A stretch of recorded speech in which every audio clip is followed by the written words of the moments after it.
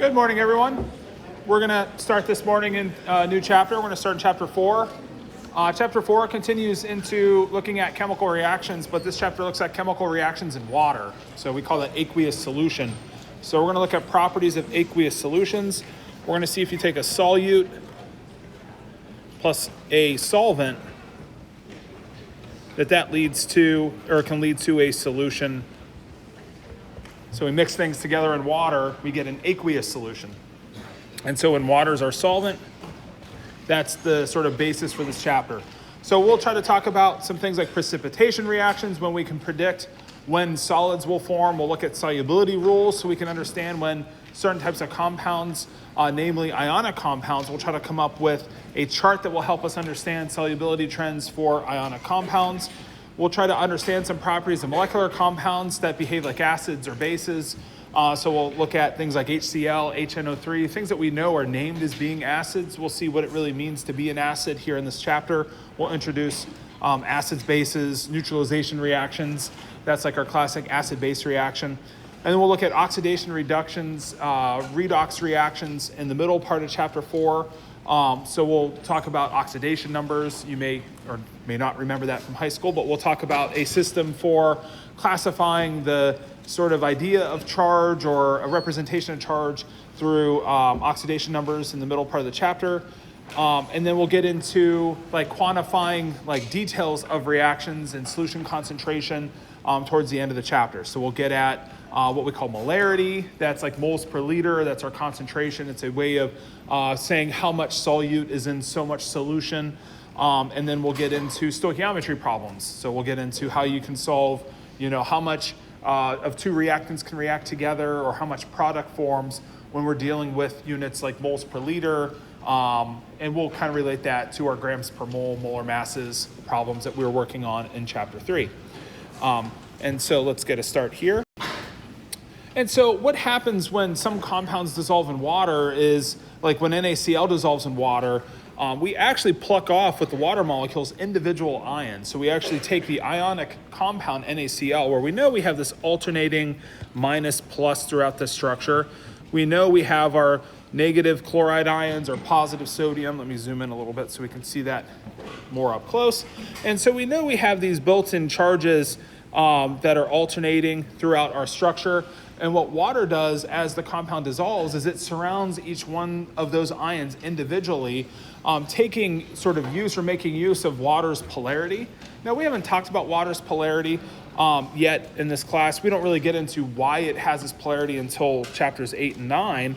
But water has these like built-in partial positives. That's a delta symbol, and partial negative. So if I look at a water molecule, the hydrogens carry a partial positive charge, and the water carries a partial negative charge. What I mean by partial is it's not like -2 on oxygen and +1s on the hydrogen. It's not nearly the same charge it would be if water were ionic, because the hydrogens are still attached to the oxygen atoms through the covalent bonds. But hydrogens pick up some small positive charge that's really important for the function of water. And also the oxygens pick up the sort of required negative charge. Is actually 2 times the positive charge in either one of the hydrogens. But the hydrogens can surround, if you notice, it's the H atoms that are surrounding the negative charge on the chlorine atom. So you get that positive-negative interaction between the hydrogens, partial positives, and the chlorine negative charge. And if you notice, the water flips, and we have the negative charge on the oxygen surrounding the positive charge on sodium. So this is the sort of process by which a compound dissolves, is that the plus-minus attractive force is really strong in NaCl. It's a really strong attractive force, but so too is the attractive force between those ions in water. And it becomes kind of a question of what's stronger, the interaction between the plus-minuses in the solid, or is it the plus and then dipole interactions with the water molecules. And then you also have a factor we won't talk about in this class, but you will next semester if you take Chem 1220. You also have the idea of disorder. So we also have disorder sort of favoring sort of dissolving the compound, because you get more sort of like microstates, you get more disorder when the compound dissolves. So it's a question of the thermodynamic stability, the positive negative interactions. Is it stronger in the solid versus in the water, or do we have more disorder collectively if the compound dissolves or if it stays as a solid?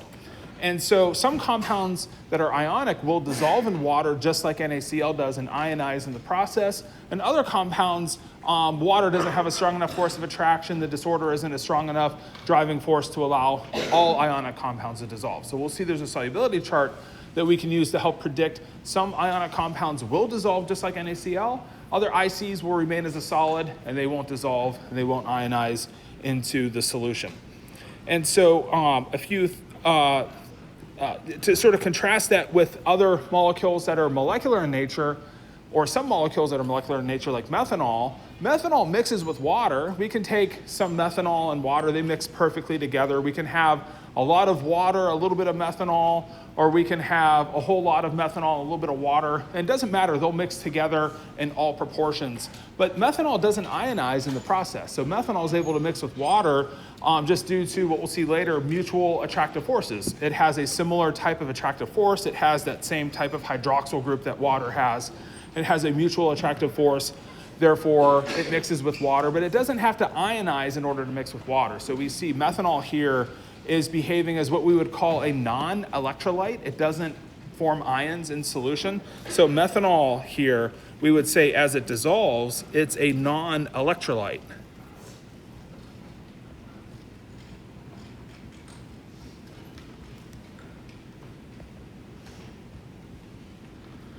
So it doesn't ionize in water.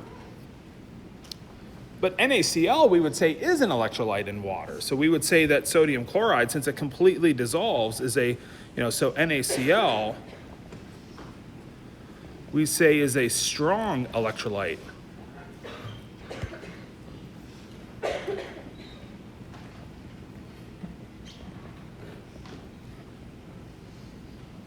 In water.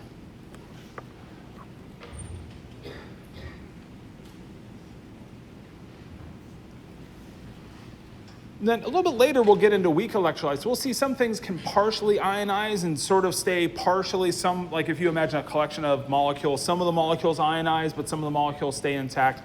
We'll show you some examples of that later. Looks like I covered up my bullet points here as I was trying to contrast strong versus weak versus non-electrolyte. So the slide here is showing us a strong electrolyte totally ionizes, meaning in water, it's Na plus, Cl minus ionized. And then methanol doesn't do that process. So just because a substance mixes with water doesn't mean it has to ionize. But if it's an ionic compound and it dissolves in water, then it has to ionize, because that's the whole idea, is that we're replacing the plus minus interactive forces in the solid with those forces with water, and it has to ionize in the process. Okay, so we'll look at a demo in a second, but just in this picture is kind of showing a demo that I'll show you kind of in person here. But if we look at pure water, and I'll show you this in a minute, pure water itself is a non-electrolyte. So pure water doesn't really conduct electricity. What we need in order for our two electrodes in water, so these two electrodes are basically wires that if we just could connect the two electrodes, the light bulb would light up. And so can the solution, can the water or the solvent, can it act as a wire? Is there some property of the water molecules that will allow the electricity to flow from the water across the two electrodes? Now, from this picture here, you see the light bulb doesn't light up. You may think, oh, like you could put your finger in the water. Well, like you don't want to do that. So you don't want to play around with electricity. You don't want to think, oh, water's not a good conductor of electricity. I can throw a toaster into a bathtub. Don't ever do that. Like obviously, there's enough conductivity that would be a deadly thing to do. But you can see here, water doesn't have enough ions we're going to see. It's ions that will connect the wire, where they'll pass the charge from each other to each other and allow the wire to light up. So if we take sodium chloride, put it in the water, then the light bulb lights up. And that's the act of the sodium and the chloride ions linking the wire together. So we need ions in this solution to serve as the electrolytes in order to allow that light bulb to light up. If we put like sucrose, some sort of molecular compound into the water that doesn't ionize, so sucrose isn't an acid, we'll see it's not a base, it doesn't form any ions in solution, and it can dissolve into solution, we get a solution, but it doesn't cause the light bulb to light up. Okay, so a strong electrolyte is something that fully dissociates in water. So that's a substance that completely forms as many ions as it can. So that's something like NaCl into water forming sodium plus and chloride ions. We'll see things like calcium chloride does this too. that it forms calcium 2 plus, just its normal charged ion being released into water, and then the 2Cl minus ions. That's complete ionization. That's what we mean by a strong electrolyte. So if we have a substance dissolved in the water that completely forms ions, none of the NaCl remains intact, stuck together. None of the CaCl2s remain stuck together. They all separate and dissociate into individual ions. Hard to picture, but if you imagine putting a mole of sodium chloride into water, you would have 6.022 times 10 to the 23 individual sodium ions, each with their own little water spheres. You'd have 6.022 times 10 to the 23 chloride ions, each with their own little water sphere surrounding them, so separated ions into their water sphere. Weak electrolytes will be things that partially do this. I'll give you an example here, and I'll show you how we can signify this. But acetic acid is a weak electrolyte, so I'll write this up here. So acetic acid, I'll write it this way. We might recognize that COOH group, that this substance in water can partially, and we use this like partial arrow to indicate like an equilibrium or an incomplete reaction, and it will form the acetate ion. AQ is a tag we write for dissolved in water, and then we get the H plus ion, AQ. And the H plus ion in water is what we call hydronium. Sometimes you can see this reaction written as water plus and water discretely written into the reaction, in which case we might write H3O plus, AQ. H plus or H3O plus they mean the same thing. So H plus AQ or H3O plus AQ are signifying the same thing. Those are all just representations of hydronium. Just a proton, an H atom surrounded by a water sphere.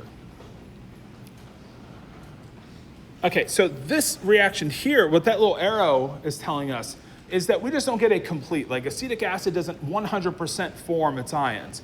So in a solution of acetic acid, we still have some of the acid molecule, and we'll have some of the ions. So we'll have all of these substances present within a solution. So we'll get a mixture of those ions in the molecular compound of acetic acid within a solution. And then we can have non-electrolytes, so we can have things that don't ionize in water. So things like water itself is a non-electrolyte, methanol is a non-electrolyte, glucose is a non-electrolyte. We're gonna see that basically any molecular compound that isn't an acid or a base or known to be an acid or base is something that we would call or consider to be a non-electrolyte in solution. And then insoluble compounds are not in the solution, so they don't have any property of the solution. So if something isn't dissolved into the solution, we don't really think it's applicable to call it any type of electrolyte. So it's like, it's not a non-electrolyte, it's like not applicable to call something not in the solution a property we give something in the solution. Might be a little confusing right now, but sometimes if I say, like lead sulfate is insoluble in water. So an example of a compound that's insoluble is lead sulfate. So lead sulfate is a solid if you throw it into water, doesn't dissolve into water. And you might imagine me saying, is it a weak, strong, or non-electrolyte? And I would say it's like not applicable to call it either one of those three terms. All right, let's do a quick demonstration just to show what we mean by being an electrolyte. So let's take a look here. Remember my AirPods before I leave them here. Okay, so I have a few different solutions that have been prepared for me. So I can show you a few things. So I have just water.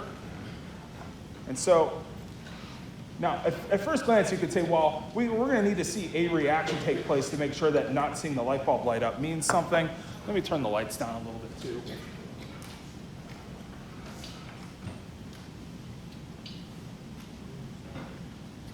So I have a solution prepared. I'm probably supposed to.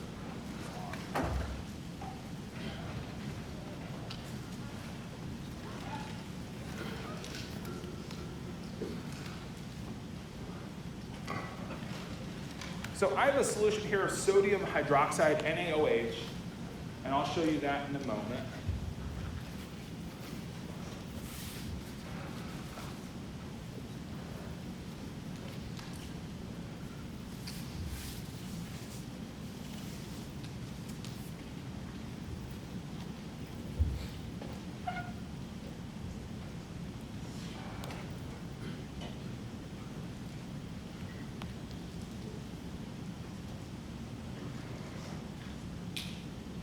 Okay, so sodium hydroxide. Now, I'm told it's like AQ, like on my display here, it's like 0.1 mole of sodium hydroxide per liter. Probably not in a different order. But sodium hydroxide's an ionic compound. Sodium's a metal, hydroxide's a non-metal. And so this should hopefully make the light bulb light up. And so that's what we mean by the ions in that solution allow it to be an electrolyte. So then I have a rinse container so I can rinse off the electrode to get those ions away from the solution. And so then I can look at a bunch of other things. So here's the salt solution, NaCl. This maybe would have been a good starting point too. So NaCl, strong electrolyte. So we know we have ions in those solutions because those are ionic compounds that we know are dissolved into water because I don't see any solid inside of those containers. Switch. And so then I have a sugar solution. And again, just like the picture, hopefully that doesn't light up. So no light being lit up. So our sugar, our sucrose isn't an electrolyte, so it's not causing the light bulb to light up. Okay, and so I have a few other molecules to try to see some behavior of acids and bases. So I have hydrochloric acid, HCl, 0.1 mole per liter, HCl. And so that causes the light bulb to be lit up.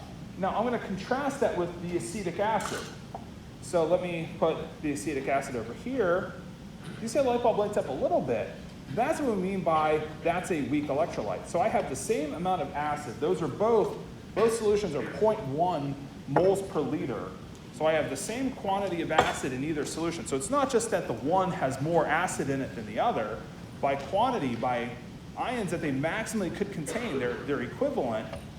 But the difference is that acetic acid, just by nature, partially dissociates.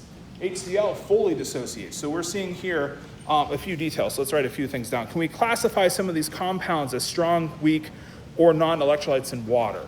So water itself, non-electrolyte, didn't cause the light to be lit up by itself. So I'll call it a non-electrolyte. Sodium chloride, we observed that to be a strong electrolyte. Now, previously, in some versions of this demo, they'll actually give me like sodium chloride, a packet of it to dissolve into water. They didn't, they just pre-dissolved it for me here. But I used to actually get like sodium chloride solid that we would dissolve into water by ourselves as part of this demo. And they also would give us like table sugar, which we would like dissolve, in person. But here they prepared specific concentrations for me. So we're seeing table sugar dissolved into water was a non-electrolyte. It didn't cause the light to be lit up. HCl in water, we saw hydrochloric acid is, definitely an acid. By nomenclature, we can recognize that. And it was a strong electrolyte because it strongly lit up the light bulb. And then acetic acid was a weak electrolyte because it led that light bulb to lighting up partially. So we get the partial dissociation of that H plus off of acetic acid, and we get the complete dissociation of the H plus off of HCl. So HCl in water is really not HCl at all. It's 100% H plus hydronium and chloride ions. And that's AQ is what I'm writing here. So aqueous just means that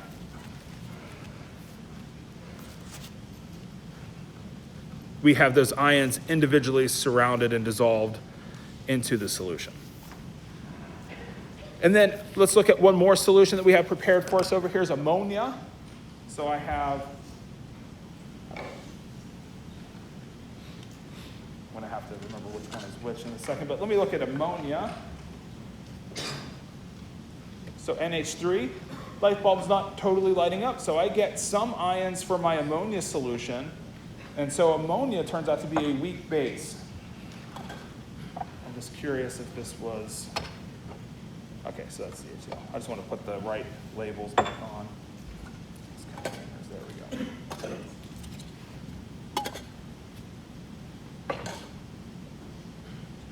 Okay, so ammonia, now it's not an acid. We can infer that just from the fact we don't know how to name it as an acid. So this becomes a weak electrolyte. Now, what's going on with ammonia is that it's reacting with water to form NH4+, and hydroxide ion. It's just doing so partially. So we have some ammonia still in solution, and then we have some of the ions form in solution. So this reaction here is just not occurring to 100% yield. Like HCl dissociates to 100% yield. The acetic acid dissociates only to a small percentage, doesn't completely dissociate. That's why the light bulb didn't totally light up. And then the ammonia causes some dissociation by its reaction with water. So now for ammonia, we'll classify that behavior that ammonia has as being a base. So we'll look at ammonia and say, well, ammonia is acting as a base because it's making the hydroxide ion. So anything that makes hydroxide ion in water is one term that we can give a base. And then we call it a weak base because it's weakly making, it's partially making hydroxide ion in solution. If I look at my two acids, I can give terms to HCl too. It's a strong electrolyte in water. We would call that a strong acid. And then we call acetic acid a weak acid because it's partially forming the H plus ion. So things that make H plus in water are acids. Things that make OH minus in water are bases. And strongly 100% yield making H plus ions is a strong acid. Weakly partially making some H plus ions is a weak acid. And then the same with the hydroxide ion. Okay, so now this is largely meant to be introductory. You know, like we are going to get into a lot more discussion of acids and bases. We're going to give you a list of acids to memorize as strong acids. We're not going to do that just yet. But a little bit later in the notes, maybe today, maybe next time, we'll talk about now how can we sort of memorize which acids are like HCl, which acids are like acetic acid, and then how do we know which things are like NaCl that dissolve in water, and how do we know which things are like lead sulfate that don't dissolve in water. So we're going to have to learn some solubility trends and some solubility rules. So the solubility trends for ionic compounds are shown here.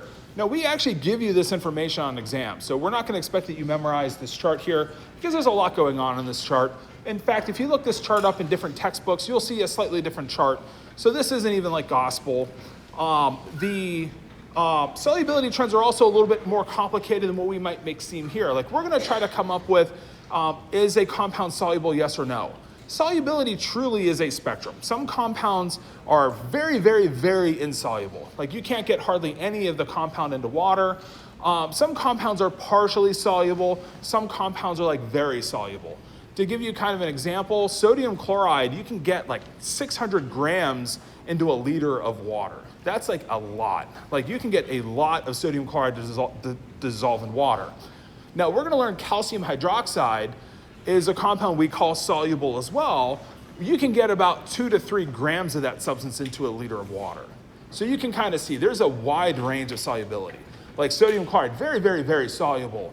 Calcium hydroxide, almost insoluble. Like you get some, but it's on the lower solubility side.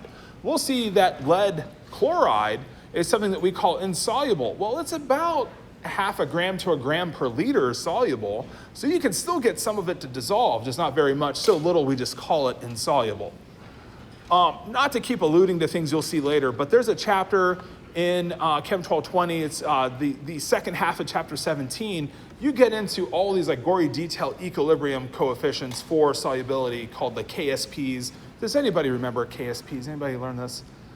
Like those that took AP probably saw this. It's not fun math. Like they're very complicated math problems that kind of come up with the KSP, but that's like the solubility product constant that kind of gives you a measure of solubility or a way to sort of track solubility for all these compounds in this chapter that we're going to just say are insoluble. So just know that solubility is really a very big spectrum, and we're just kind of drawing a dividing line here in this chapter and trying to, generally and very easy, just trying to say some compounds are soluble enough that we say are soluble, some are insoluble enough that we say are insoluble. Okay, so what compounds are soluble in water? They're the compounds that generally contain these ions here. So if a compound contains nitrate or acetate, that compound will be soluble without any exceptions. So you can take any metal ion you wish and pair it up with nitrate or acetate, and then you can predict that that compound will be soluble in water. And so a couple key words here. These are solubility guidelines for common ionic compounds. And then there are some exotic ionic compounds. Like if you take some of these like really heavy like metals, if you made, I don't know, gadolinium or something, if you take some of the more exotic metals, they might form insoluble chlorides, but your like first, second row transition metals, any example we give you with chloride in this class, you would predict to be soluble in water. So take any ion you want with nitrate, any ion you wish with acetate, those common ions are soluble in water.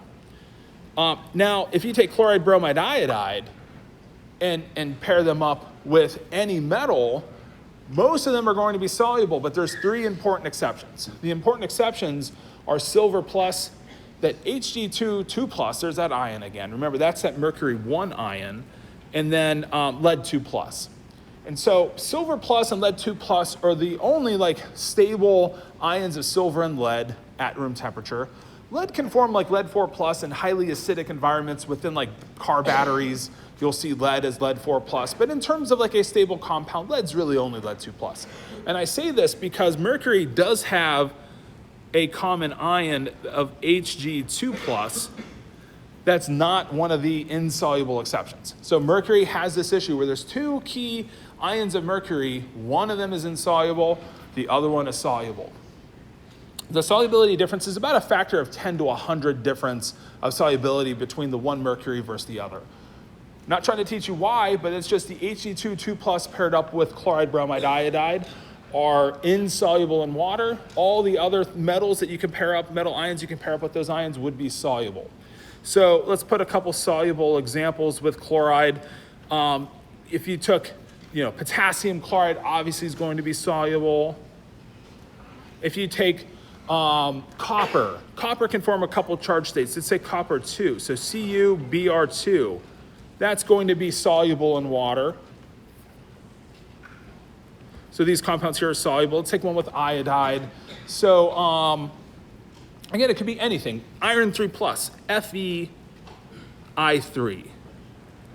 All those compounds are soluble in water. They would be AQs. They would dissolve into their metal ions, and then the chloride ions would separate. So, like, for example, the iron I3 in water would be Fe3 plus, and then 3 chloride ions. So if I had a mole of FeI3, I'd have, I wrote Cl, I should have wrote I. So if I had 1 mole of FeI3 solid that I throw into water, watch it dissolve, then I would know that I would have Fe3 plus ions in the water, an Avogadro's number of them, 3 times the Avogadro's number of individually separated iodide ions. Okay, now let's do a couple insoluble exceptions with those compounds. If I took silver chloride, obviously that's insoluble. If I took, now this one's kind of weird, the Hg2, 2 plus is the ion, so the formula would be Hg2 and then say Br2. Because Br is a minus, so it takes 2 of the minuses to pair up with the 2 plus. And then I don't break this formula down. So I would still say this is the empirical formula of the ions. This is the simplest ratio of the mercury ion to the bromide ion because the mercury has the formula Hg2, 2 plus. I can't break that down. The empirical formula is truly HgBr. But I'm just saying the empirical formula of the ions, the simplest ratio of the ions would be Hg2, Br2. Just like if you had the oxide ion and you're making like hydrogen peroxide, you wouldn't call that formula HO, you would call it H2O2 because that's the formula for the compound. The formula for mercury 1 bromide, Hg2Br2. And then if we paired lead up, lead's a 2 plus, so with iodine, 2 plus up top obviously, lead 2 plus would be PbI2. So all these compounds here, solids and water, would not become AQs, would not dissolve, would not dissociate into their ions. Now, let's do one other soluble exception, or we could write all 3 of them if we wanted to, but the Hg without the 2, the HgCl2 is soluble. So like Hg2Cl2 insoluble, HgCl2 soluble. Okay. This is why I was trying to introduce the nomenclature back in chapter 2 on what mercury 1 is. Mercury 1 is very weird. It's an Hg2, 2 plus. You might remember it from chapter 2, but we named it as an ion that was abnormal because we were going to see it again. This is where we see it again. But we have to recognize that mercury 1, the net charge of +1 for mercury 1, is insoluble paired up with chloride, bromide, iodide. But Hg2+, the regular mercury 2 ion, is soluble because it's not one of those exceptions. Sulfate ion has 4 important exceptions. Strontium sulfate, barium sulfate, mercury 1 sulfate, and lead sulfate are all insoluble in water. Anything else you pair up within reason within the sulfate ion would be soluble.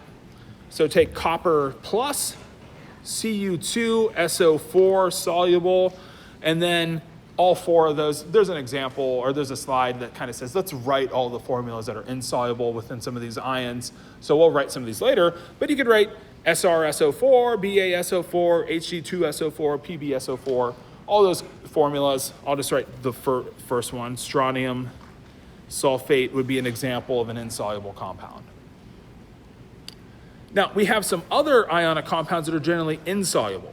So the top half of the chart generally soluble with the listed exceptions. The bottom half of the chart are all insoluble, but with the exceptions that are listed. So when you have sulfide, and I don't know why the textbook has always done this. This is just a picture from our textbook. Sulfide and hydroxide share the same exceptions. I don't know why they're like not together on the chart. You know what I mean? I don't know why they put 2 in the middle. But if you look at sulfide and hydroxide first, they actually have the exact same exceptions listed. It says compounds of ammonium, alkali metal cations, that's group 1, and then of the group 2, specifically calcium, strontium, and barium. And if you notice, it doesn't list magnesium.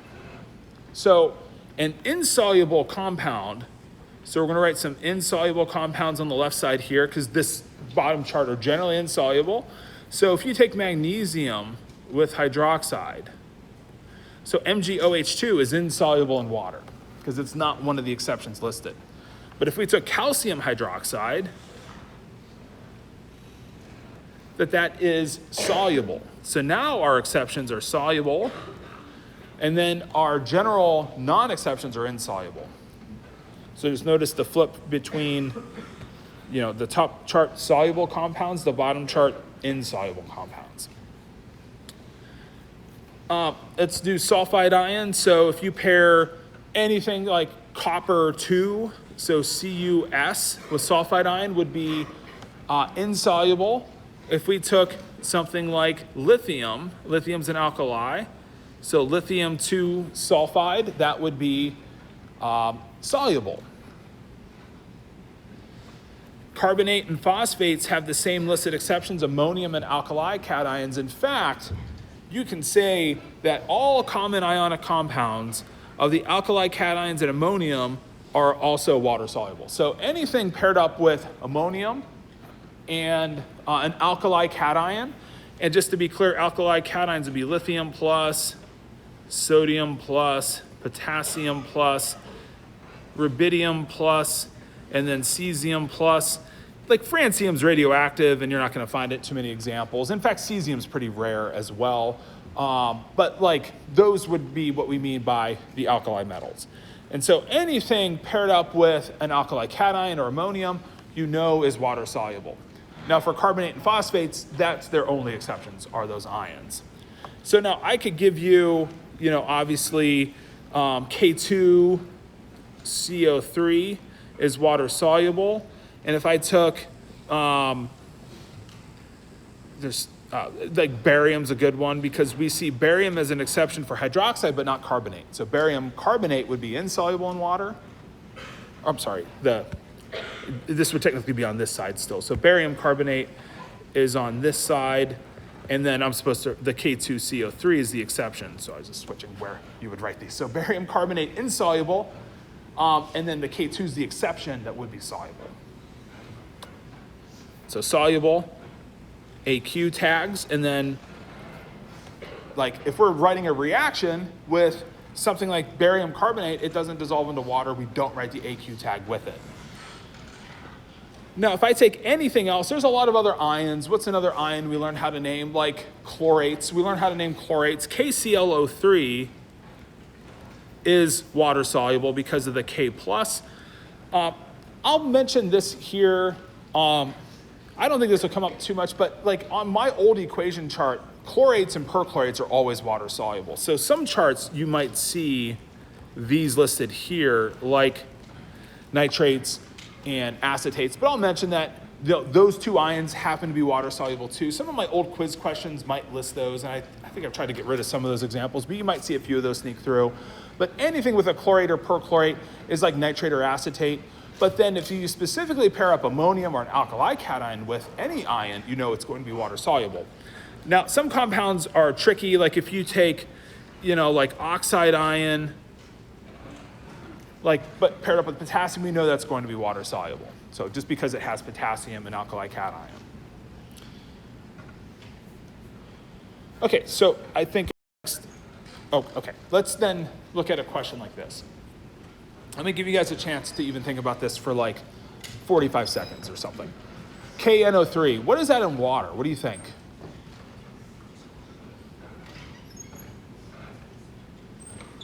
I don't think we need too long to think, but it's probably not A, right? A doesn't make any sense. A is kind of nonsense. Does anybody think it's B? Like, I get B a lot on tests. Like, a week and a half from now, if I ask this question on a test, and I've asked this before, and I think one time I got like 40 or 50% of the class went with answer B, and I remember thinking, man, I thought this was gonna be like a 90% question.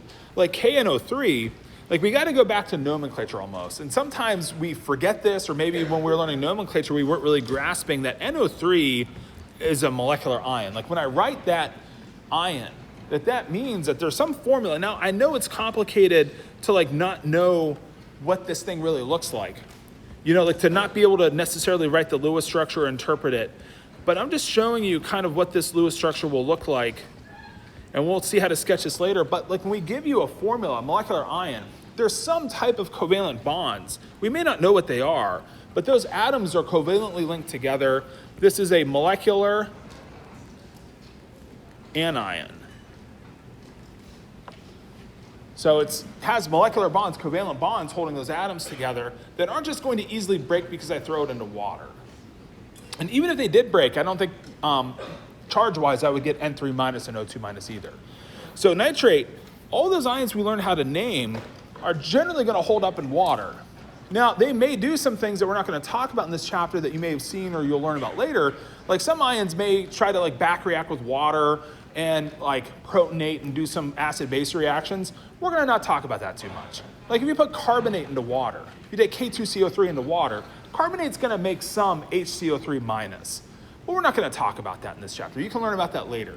So some of these ions could do some things in water, but they're generally going to be reactions with water. They're not going to just like, the molecular ions aren't just gonna like obliterate into water. They're gonna be stable enough that they're gonna survive existing in water.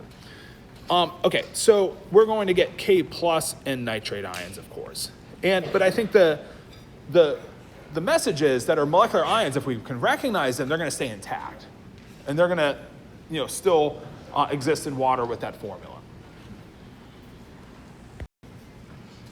So can we list all of the water-insoluble compounds for chloride, bromide, iodide, and sulfate ions? And there's only 9 for the chloride, bromide, iodides. There's like 3 each. There's only 4 for the sulfate. So like we can pretty easily like go through that AgCl, AgBr, AgI are all water insoluble. Like we take the mercury 2, it's Hg2Cl2, Hg2Br2, Hg2I2.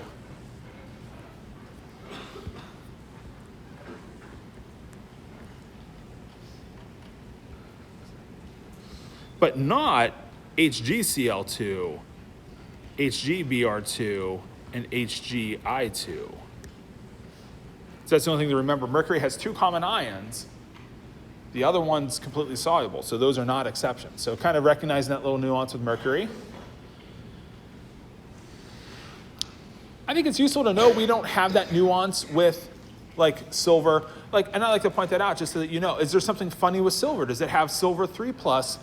No, like silver doesn't form any other charged ion in a common compound. So there's really nothing to worry about with silver. Same thing with lead.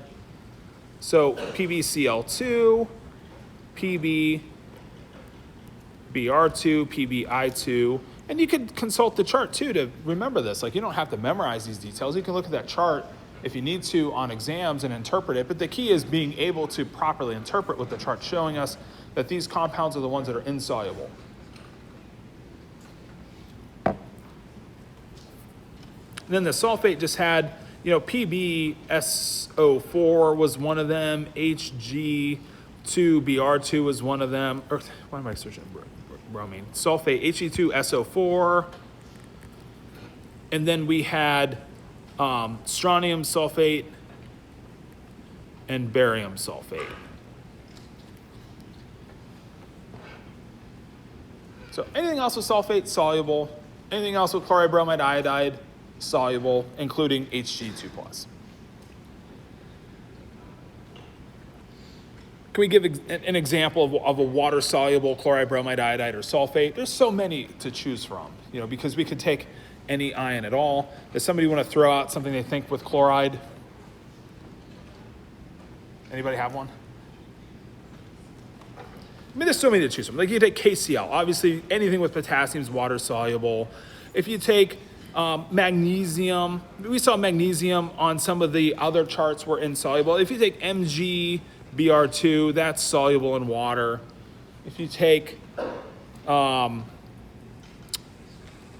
do titanium 4, so TiI4 would be soluble in water. Anything with sulfate, let's do copper 1, Cu2SO4, that would be soluble in water. So you can come up with a lot. We're obviously not going to write all of these. If you want to write all the exceptions or all the compounds that are soluble, you'd be writing for a long time because it's basically every metal ion and all of its possible charge states. Before we take the quiz, sorry, I was just thinking, is anybody still writing here? I thought I maybe switched. Hello, this is a re-record of this problem from today's class. So we were looking at this problem here of chromium reacting with oxygen to form chromium oxide, specifically 4Cr plus 3O2 goes to 2Cr2O3. If we're given 39 grams of chromium, 16.00 grams of O2, based on the theoretical yield, which reactant remains and in what amount? Now this word here, based on the theoretical yield, just says, it just means assuming 100% yield. Or assuming a complete reaction, based on the theoretical yield. Assuming complete reaction takes place, then how much reactant remains and in what amount. So that assumes that your limiting reactant, of course, goes to 0, and then you have your limiting reactant left over. So now our problem solving methods here, there's a few things we can choose from. We could try to convert the quantities to moles, set up a BCA chart. On this re-record, I'm actually going to do that as my second approach to solve this problem. But my first approach in this problem, and I think the easiest way to solve this problem, or the quickest way to solve it, would be to calculate how much of the one reactant you need to react with the other. So if I consume all the oxygen, how much chromium is required to react with it, or how much O2 is needed to react with all the given chromium. That should help me address which one of the reactants is the limiting versus the excess reactant. And if I happen to choose the limiting reactant first and calculate how much of the other reactant reacts with it, then I get lucky and only have to run through a dimensional analysis problem one time. Now, how do I choose which one to start from? Do I want to start and see how much chromium reacts with the O2 or how much O2 reacts with the chromium? Well, in some ways you can just pick one randomly, and then if you're lucky, you're lucky. We can be a little bit thoughtful, and the numbers here are a little bit easy for us to be thoughtful because the molar mass of O2 is 32 grams per mole, so this is like half a mole of O2. Now, the molar mass of chromium is like 52, so like that's way over half a mole of chromium, but I do need more chromium. I need a ratio of 4:3, but it seems like I have more than a 4:3 ratio of chromium. If you get that, that's great, but I think chromium's my excess reactant based on just a quick analysis of the masses. But if we weren't sure, we can literally guess. But I'm gonna hopefully guess right here, guess chromium. I know because I did this earlier in class that this is gonna work out. So I take my given amount of O2 I convert to moles. Now, why do I convert to moles? Well, I convert to moles because that's my reacting units. For every 3 moles of O2 that react, I need 4 moles of chromium to react with it. So I go for every 3 moles of O2 that react, I need 4 moles of chromium to react with it. And then every 1 mole of chromium is 52.00 grams. And I worked this out earlier, and I remember that was 34.67 grams.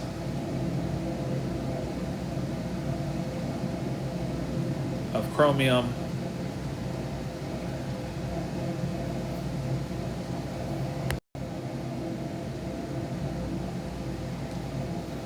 Okay, so I then look at this amount here, 34.67 grams, and I compare it to the 39 grams given. So if all the 16 grams of O2 react goes to 0, then my chromium goes from 39.00 down to 4.33 grams of chromium remaining.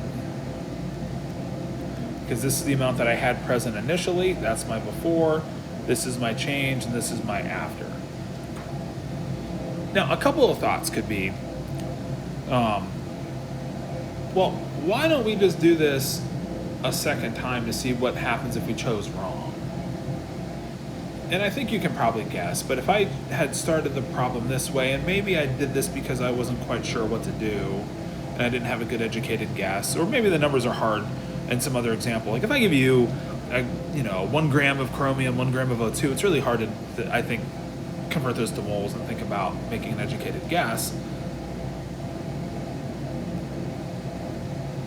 But we just convert to moles of chromium. For every 4 moles of chromium that react, we need 3 moles of O2 to react with it, and the molar mass of O2 would be 32.00 grams.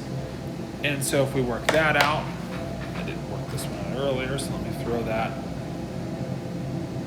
39 divided by 52 times 3 divided by 4 times 32 is 18.00 grams.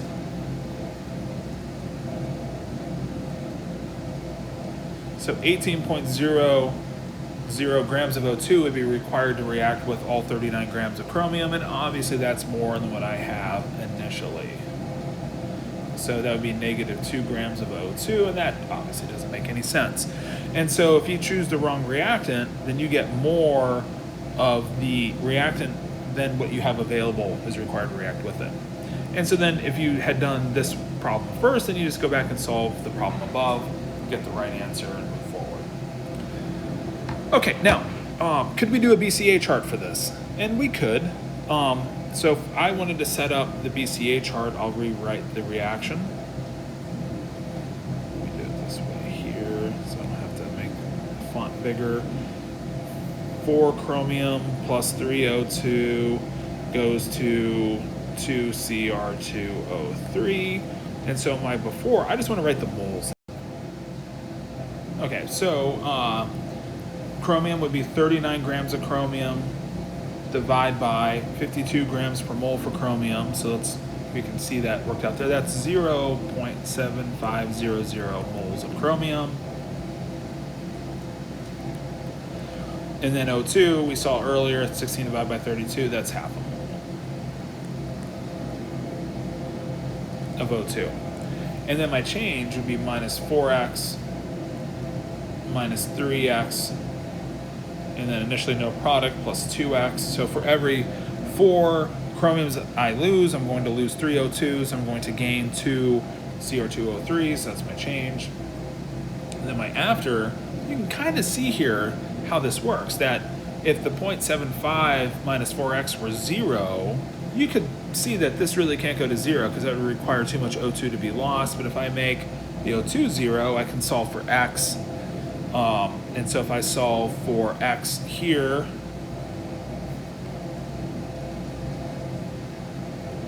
it's technically 3 zeros, set that equal to 0, and so subtract 0.5 from both sides, divide by -3, so 0.5 divided by 0.3, or 0.5 divided by 3 is 1.6667.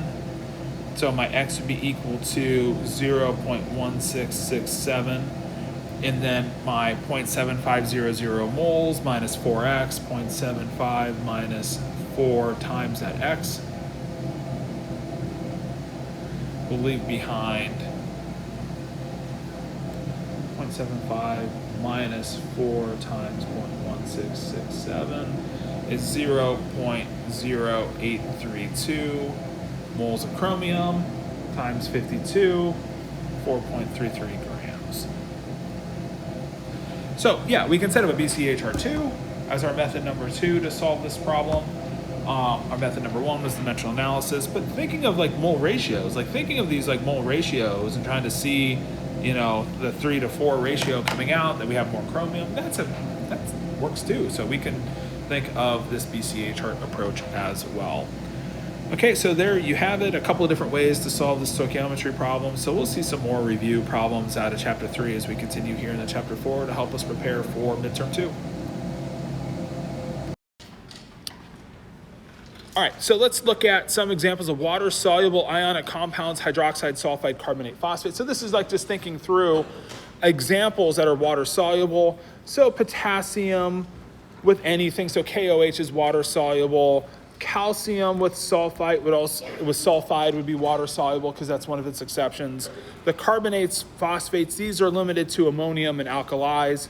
So let's use ammonium for one of these. So ammonium is a plus, so 2 of them with CO3. So NH4,2CO3 is soluble in water, and then something with phosphate could be like rubidium, plus 3 of them with the phosphate, so Rb3PO4 would be water soluble. An insoluble compound, we've written a bunch of these already. Let's just think copper plus, because copper plus works for all of them. CuOH would be insoluble in water, Cu2S would be insoluble, Cu2CO3, Cu3PO4. All of those are water insoluble. You can come up with more examples, but I just wanted to go quick because we've already been thinking of a bunch of examples. So any IC paired with ammonium. So if you take ammonium with like chlorite, that would be water soluble. Just like pair it up with something else. What about SO3? We don't see any solubility rules with sulfite, but I know like K2SO3 would be water soluble. So K2 potassium sulfite, water soluble. If I had a nitrite, Ca, or that, not calcium, that's not an alkali.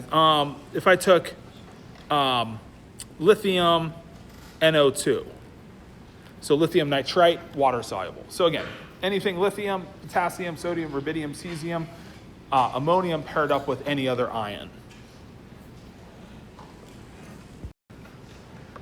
Now, let's talk a little bit about precipitation reactions, because they're like, if I take 2 water-soluble compounds and mix them together, so if I have 2 solutions that are perfectly mixed because I don't see any solid within them, so I have 2 water-soluble salts, if I mix them together and I see a solid form, then I know that precipitation reaction has taken place. I formed an insoluble compound.